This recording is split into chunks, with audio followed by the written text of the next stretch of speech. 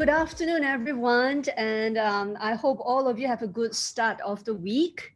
So, being in the wine industry, we all know the last 2 days was a couple of releases from Ondalaya and Luce. But today we've got a very special arrangement from Bordeaux, and we're very happy to have Stephanie and Bong from Château Angélus with us to do a virtual tasting. Today's format is going to be a little bit different. I'm sure all of you has received little tubes.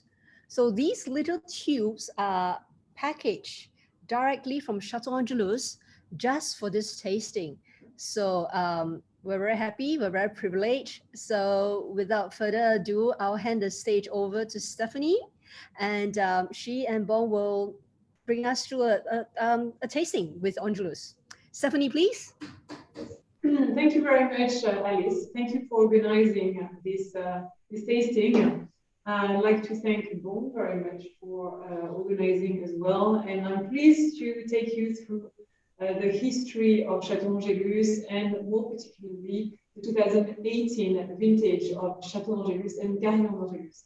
It's a very specific vintage that you may have heard already, but we're going to go into details into the tasting, but also into what happened during during the summer and also during the whole vegetative cycle. So for those of you who do not know me, I'm the CEO and co-owner of Château Angélus, and I represent 8th generation.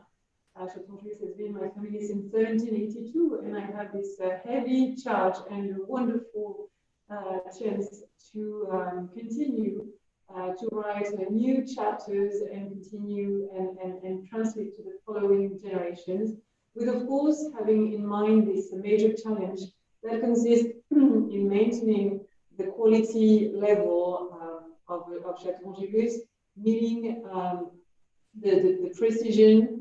We have very high expectations, and when I took over from my father in 2012, Château Angélus had just reached the classification level that is at the summit of its appellation, classé A. So the pressure is important, but I'm very confident to continue what has been done by the previous generations, and my father, Boüard-Rivoal, de Boüard, is very much in the hall next to me, because I consider he's my best advisor for the strategy when I decide and I take any major decision. I ask his opinion, because I think it's very important. And in terms of winemaking, he still supervises the whole production. He's an enologist and has been producing the previous 35 vintages of Château Angélus. So it's great to continue the 7th and 8th generation in terms of winemaking to discuss. And 2015 has been my first vintage. It was a 4-hand partition with my father, and I'm delighted to see the progresses we make together. So 2018 has been a vintage for us that was quite special, as mentioned, because it's first of all the first vintage where I decided to convert the agriculture of Château Angélus, the farming, into organic. So there's a conversion into organic farming starting in 2018. It doesn't mean it's converted because it needs time. It's 5 years minimum, but that's the start. And guess what? The climatic conditions were extremely tough. And I would never have imagined that we would have such difficult conditions, meaning heavy rains during the spring period, which led a very high mildew pressure in Bordeaux, generally speaking. And it was very critical for us, because the fact that we're in organic farming meant that we could not use certain elements to treat the vines and to protect the vines against the sickness.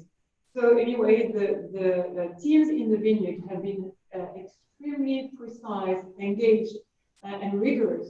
And in the end, we managed to not only had a crop that was totally in the average of what we produced, but we also had a quality that was totally unexpected when we looked at the condition that we experienced at the first part of the climatic cycle. So that's the reason why we gave the name the Phoenix to 2018, because each vintage gets a name. So this one was the Phoenix. Bon suggested to me, it's been so difficult, it was so unexpected that we were going to produce such a wonderful wine that is really, it made us think of the Phoenix that is reborn of its ashes. So that's the, can you say it? So you can see that not only these conditions really were engraved in our memories, in our hearts, but I wanted to have it engraved on the bottle as a memory of this very particular vintage. So you can see the Phoenix that is on each, on all of our bottles on 2018 Château Angélus. Now, we're going to start. I think you have Carillon Angélus next to you. We're going to start tasting Carillon Angélus. You can already enjoy it. But I'd like to say a few words, and perhaps we can show pictures at the same time that I'm talking. When I took over in 2012, I suggested that we could produce a Carillon Angélus that was going to be different from a classical second wine, because a second wine, the definition of a second wine is a wine per default. And I considered that Carillon Angélus could be expressing more than a defaulted wine.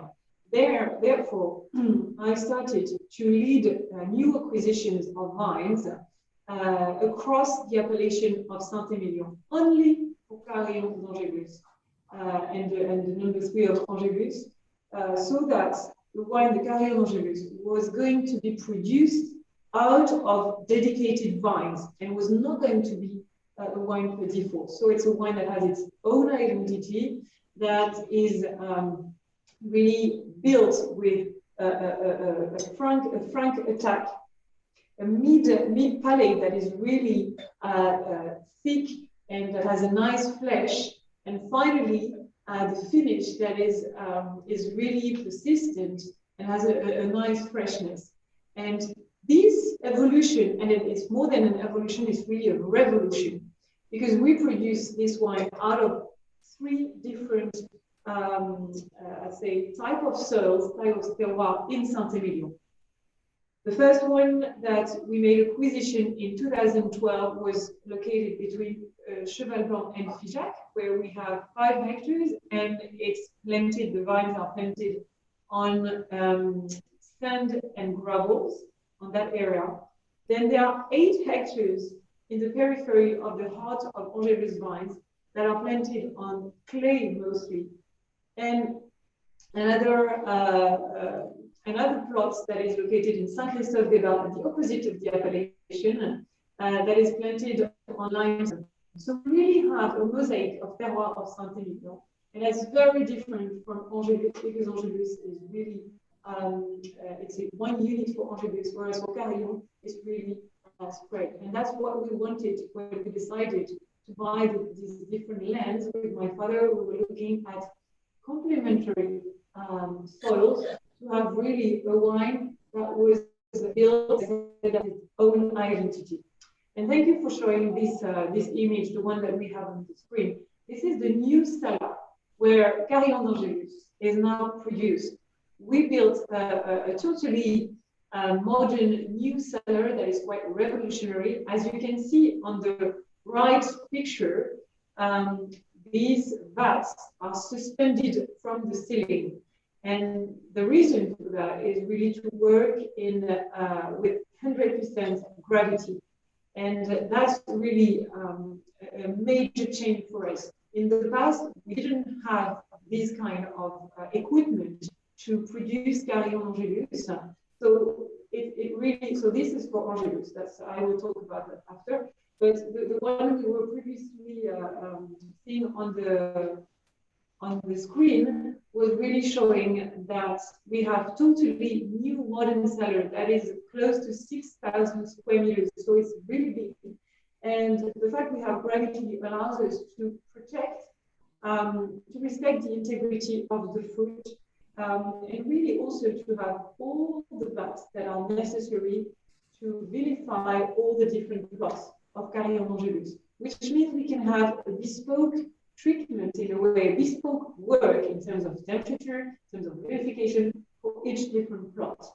And that's really making a big difference in the new Carillon. That's why I mentioned a revolution, because in the vines that are producing the wine, that's of course a major change, but also this new cellar really allows us to go way beyond what we were doing previously. So in terms of, perhaps I let Bong talk a little bit. So this is the cellar of Carillon. It's located in the Selman de Castillon, around from Château Angélus. So it's a new building, and we start to make Carillon Angélus since 2019. So what we taste here, we made at Château Angélus, I mean close to Château Angélus, the old building. So from 19th vintage, we make Carillon in this building.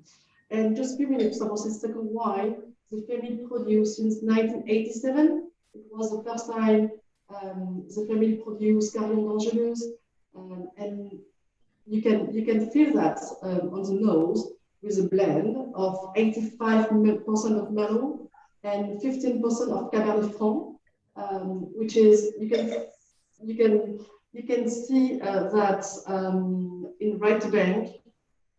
Here we are in the kingdom of Merlot.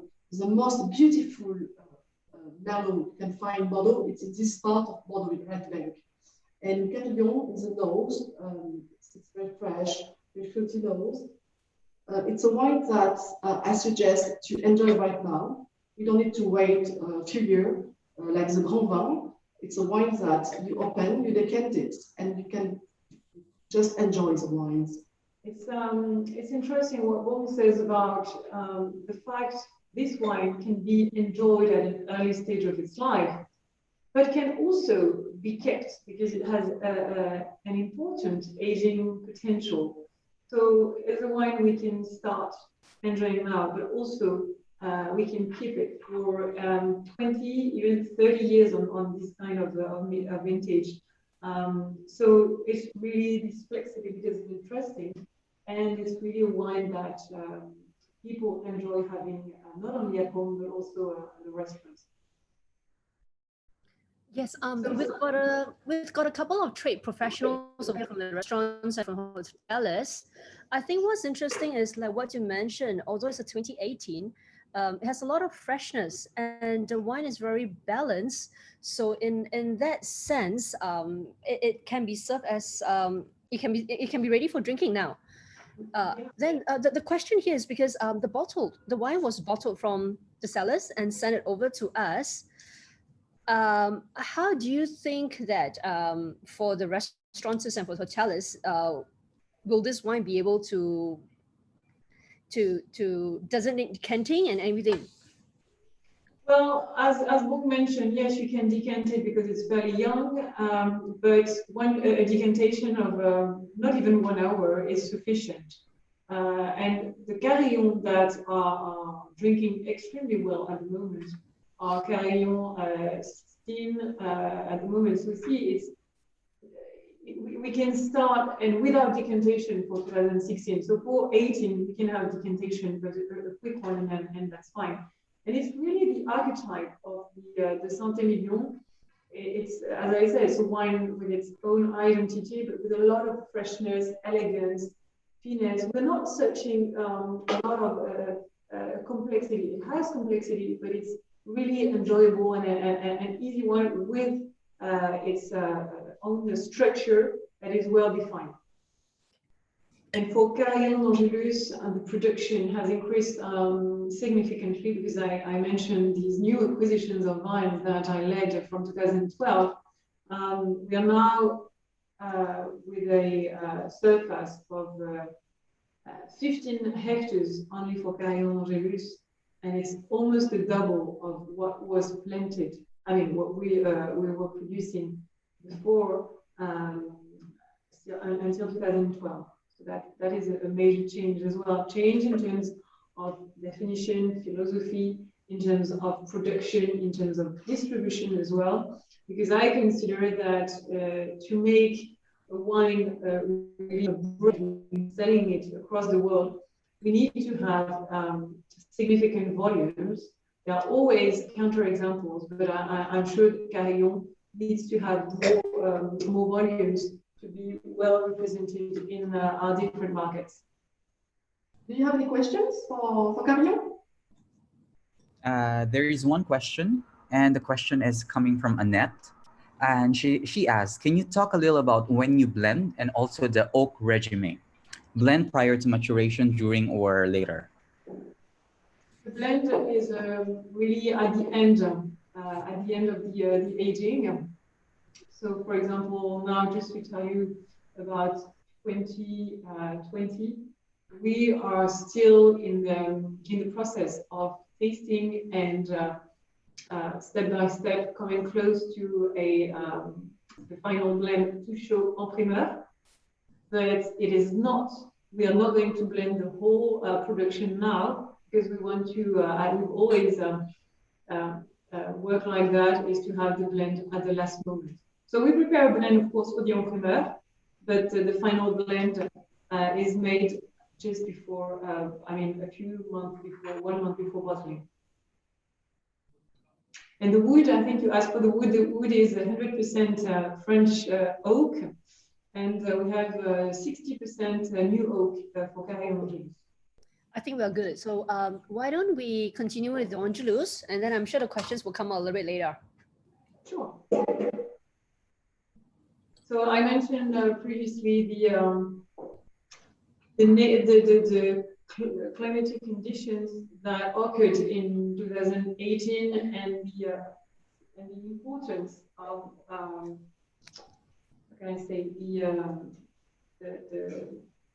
the climate that really reversed and that allowed us to produce, and it was totally unexpected. Now, I told you that since 2015, I have worked with my father in terms of winemaking into a four-hands partition, and I wanted really to bring my own touch and to I don't know if it's to improve, because it's very pedantic to think I'm going to improve, but to see how I could make a tiny little touch evolution. So while tasting our wines, I had a discussion with my father, and that's why we have this picture. If you can keep this picture, that's perfect. And I said to him, how could we make the wood impact evolve? Because I consider that in some vintages, not all, but in some vintages, in the first part of the first part of their life, the wood could be even more integrated. So the idea was, are we going to reduce the length of the aging? My father was not convinced. Are we going to have less new oak? He was not convinced as well. And so we finally entered to the foudre. So the picture you saw before, the foudre, they are large casks, wooden cask, where we've decided since 2018, so it's the first vintage, 2018, to introduce these two food, and we were going to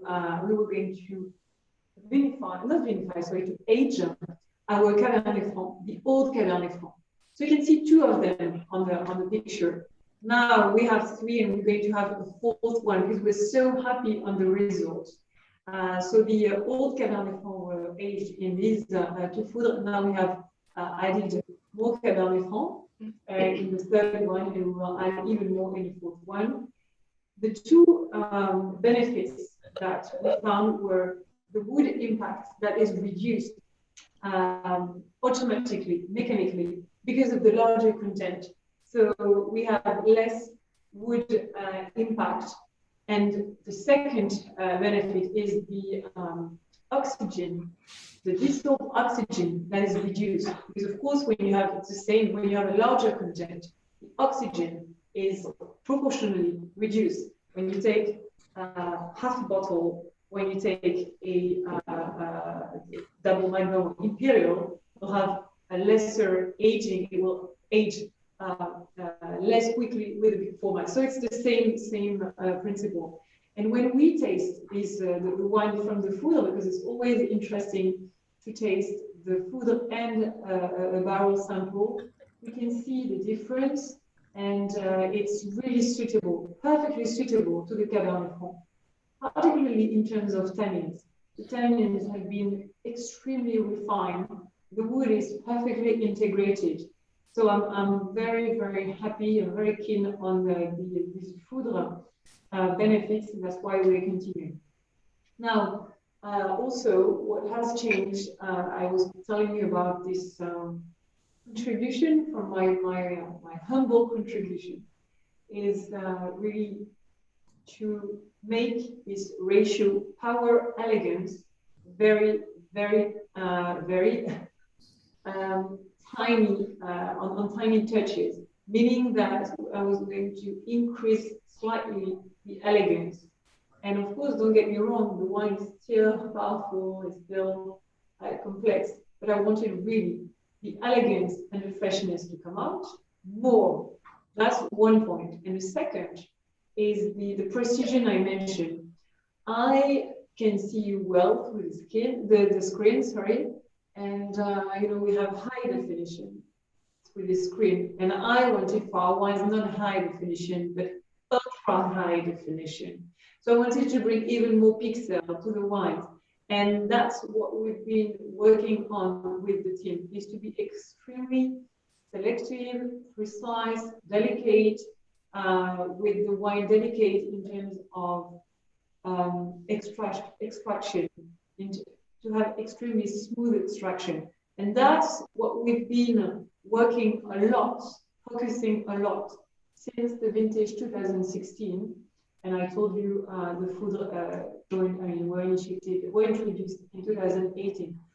So since with all these elements, we can really notice a little evolution on Château Angélus wines.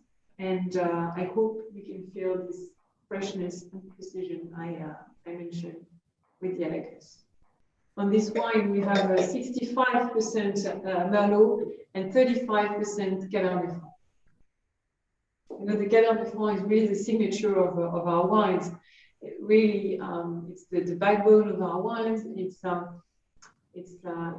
brings the freshness, the tension, bit of spiciness, and it's balancing so well with the Merlot, with the opulence, with the richness of the Merlot. And it really brings this purity to the Cabernet Franc really brings the purity to the wine. I think, and that's what is so important to produce a good wine, a great wine, is the harmony. And I found the 2018 in perfect harmony. Well, from what you have shared with us, you have put in a lot of emphasis in elevating the finesse and the freshness of the wines. 2018 is a challenging vintage because of the warmth, the amount of heat. Can you remember of any specific incidents, that you have to take in order to challenge that, in order to overcome the difficulty? Sure. I'd say that was not the major difficulty for us because as I mentioned, the major difficulty was really to face the mildew pressure to avoid the contamination, which we managed to. So I was so grateful to the team. Now, you know, it reminds me of 2020 vintage, where we had a lot of rain the first part of the year, and the second part of the year was quite drought. Fairly hot and dry. So we had a lot of, we had drought. And what we realized is that the threatening rains that we had at the beginning of the year became extremely beneficial in the second part of the year, because we have an Angélus clay and limestone, and these soils retain water. They act as a tank of water. Therefore, we had sufficient alimentation in water, so there was no hydric stress for the vines, and that's extremely important. The second thing is that the Cabernet Franc brings a lot of freshness to the wine. So since we have a significant proportion of Cabernet Franc, that's also acting in terms of bringing freshness and helping when we have hot say heat waves or hot summers. And in terms of adaptation, because of course we always adapt to the nature, it's never the other way. We do the de-leafing and the grain harvest. So we adapt the timing and also the, how can I say, the intensity of it. And for example, if I take example of my skin that is quite pale, if I put my skin to the sun and in August with full, with high temperatures with no preparation, it's going to burn. Same for the grapes. If we do late de-leafing, it's going to be the same. The grapes are not ready. So what we do is that we adapt and we make several de-leafing that we start at an early stage, so that the grapes can get used to the sun, and not only they get ripe, very well, but also they're not burnt. That's very important. So we adapt on that. And then as well, if we judge that the summer is really hot, we don't want to have too high level of alcohol. So we're going to really adapt the quantity of grapes that we're going to remove during the grain harvest, not to avoid having too important concentration. Because too much concentration will make too much sugar, too much alcohol. So there is no rule on one vintage and other vintage. We apply the same. No, we have the methods, but then we need to adapt depending on the type. Okay. We actually have a question here. First question is, what are the alcohol levels of the wines? This is coming from Mr. Tan Ying Shin. Yeah, we have 14% on the alcohol of 2018. Okay, and the next question is coming from Matthias. Regarding the new grapes allowed in Bordeaux. Let me correct it, 14.5. 14.5. 14.5, okay. Okay, got it. 14.5 it is. So the next question is coming from Matthias, and the question is, regarding the new grapes allowed in Bordeaux, would there be some of them used in Château Angélus? The new grape varieties? Yes. Well, it's something that we are thinking of. It's not yet decided, but it is part of our reflections. Indeed, we love Cabernet Franc. Here, Cabernet Franc is called Boucher, in reference to my great-grandmother, Elisabeth Boucher, before she got married to my great-grandfather, Maurice de Boüard-Rivoal. And the Boucher is the local name of the Cabernet Franc. Cabernet Franc is really a grape variety that we love, we fancy here, and that is very delicate, capricious, delicate to grow.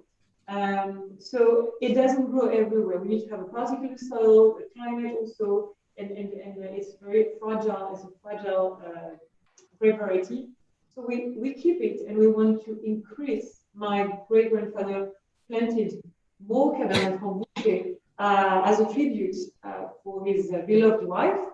Then my grandfather continued, my father continued, and I'm willing to continue to plant more Cabernet Franc because we have the right soils, the right terroir for Cabernet Franc.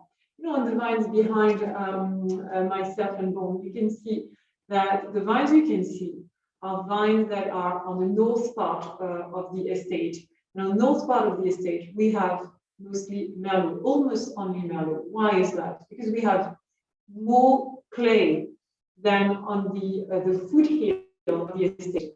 The foothill of the estate, we have between 10 and 20% of clay, where the Cabernet Franc is perfect. Where it's perfect, it's very suitable for the Cabernet Franc to grow. So it's very important to take into account the characteristics of the soil. So Merlot for sure will maintain, Cabernet Franc will increase Cabernet Franc. And why not?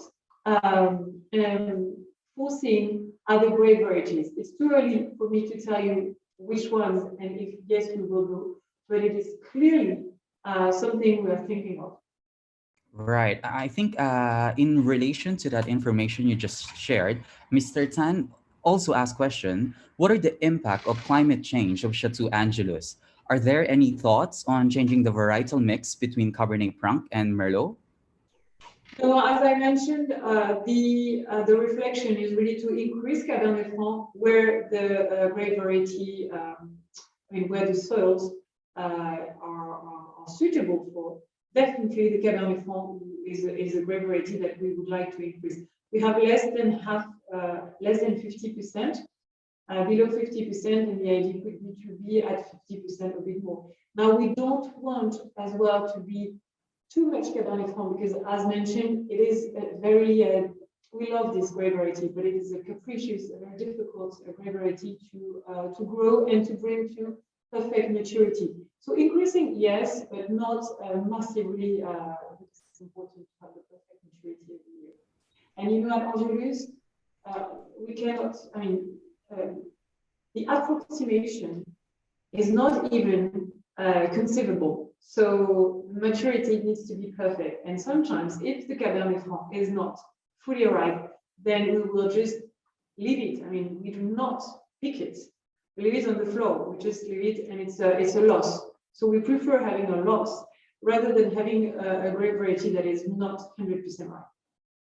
Okay, and the next question is coming from Nimi from Epicure magazine. And the question is, how do you expect the 2018 Angelus to age? What notes will it exhibit? I think it's going to age wonderfully well because there's something I forgot to mention is this nice acidity that we have. The pH is very low. And because we mentioned before, Alice mentioned that we had warmth. Yes, we have more warmth. It was sometimes very hot, but we had cool nights, so the vines could cool down, could rest in a way, and that's so important. As all of us, we need to rest to get strength to continue and to produce for the vines to produce great grapes. So that was very important, and the acidity that we have in this wine will allow it to age, to have, I would say, a very long aging potential. Now, in terms of description, I think it's a wine that, in terms of quality, is very complete, extremely fine. We mentioned it already. In terms of style, it's a bit, can I say, exotic. It's not the classical, the typical Bordeaux. 2019 is more in it's more in the classicism. But 18 is a bit more baroque, a bit more exotic. Okay, last two questions. Last three, sorry. The first one is, what is the bigger market for Chateau Angelus? We have fairly balanced markets for Asia, Europe, and America. This, say, the recent, if I talk to you about 18 months ago, perhaps it was a big third in America. Now, since 8-9 months, I'd say that Asia is catching up. If there was a delay between the two, and Europe is important, so it's really balanced between these continents. And Bong is very active for us in Asia, so she makes sure that Asia is always well represented. Okay, great. And this next question is very interesting. It's coming from Mr. Tan again. The website lists legendary vintages. How and when is a vintage assessed to be legendary? Are there any, are any of the vintages after 2014 candidates? After 2014? Mm-hmm. Are there any? Yes, they are candidates, but we need times before a wine, a vintage is eligible. Is eligible, can be eligible, but before it's elected to legendary wine, it needs to have some times before it's being tasted and tasted and tasted again. So it's really, I gather with my father And after everything we've experienced, both of us, but also the tasting that, who knows, the negotiation, customers, distributors, sommeliers, journalists have made and what they've told us, we gather the, how can I say, the feedbacks of everyone with ours, and we take the decision, we make the decision for this vintage to reach this category, but it's after some time, after many tastings. Okay, and the last question is coming from Annette, and the question is, have you experimented with co-inoculation? Have we experienced what? Experimented with co-inoculation. Co-inoculation, I'm not sure. Yeah, Annette, do you want to help to explain your question? Yeah. Hi, sorry. What I was going to ask is, have you experimented with co-inoculating malolactic and alcoholic fermentation at the same time? I know some Bordeaux chateaux have been trying that in recent years. No, we haven't for the moment, but I know it's a subject that is currently in the mind of the technical team, because we have a lot of experimentation in the vineyard and also in the cellars. So it's part of the subject, but it's not been yet experimented. Okay. Have you had some experiences to share with other estates? Well, yes, some. I mean, for example, Kirwan, they found at Chateau Kirwan in Margaux, they have found that they get more freshness to their wines through co-inoculation. And so I was just wondering what the thought of it is, because obviously you leave the wine less at risk, if you like, between the end of alcoholic fermentation and the start of malolactic fermentation. So this is where there's a few people worldwide actually who are experimenting with this to see what impact it has on the final wine. I was just wondering on your views and the technical team's views. Next Visio conference we have, or tasting at the Chateau, let's hope it will come back. I'll be happy to touch base on that once we have started the experimentation. Okay, thank you. You're welcome. Well, I guess that's all the questions. Oh, I have another last one. As a comment, this pair of wines were excellent. The Carillon was delicious, very immediately appealing, and very well balanced. The Grand Vin was tighter, but with a lovely density and balance, evolving very nicely in glass and showing great potential. Compliments to the team. Thank you so much, and I will share with the team as well. Thank you. Thank you very much. Just I want to talk about the vineyards just behind me. Do you know the meaning of Angélus? We haven't talked about that. It's very important. Angélus means Catholic prayer, because we are surrounded by 3 churches surrounding the chateau, 2 in the main village, and 1 just behind Château Angélus. And that's why the family call the Château Angélus, because from the estate, it's like an office theater. You can see the vineyards. And when the family they live at Angélus since 1782, and Stéphanie represents the 8 generations. And from the vineyards, we can, it's very easy to go to the village. It's less than 1 kilometer. You can visit the village, and you're welcome to come here one day. We can travel again. And you'll see that from this amphitheater, the sound of the bells, because this fray is celebrating 3 times a day, at 7 o'clock, at 12, and at 7 o'clock in the evening. So the church bells can be heard when they herald the prayer, can be heard very clearly from a few plots of the vineyard, because the sound particularly echoes in this natural amphitheater.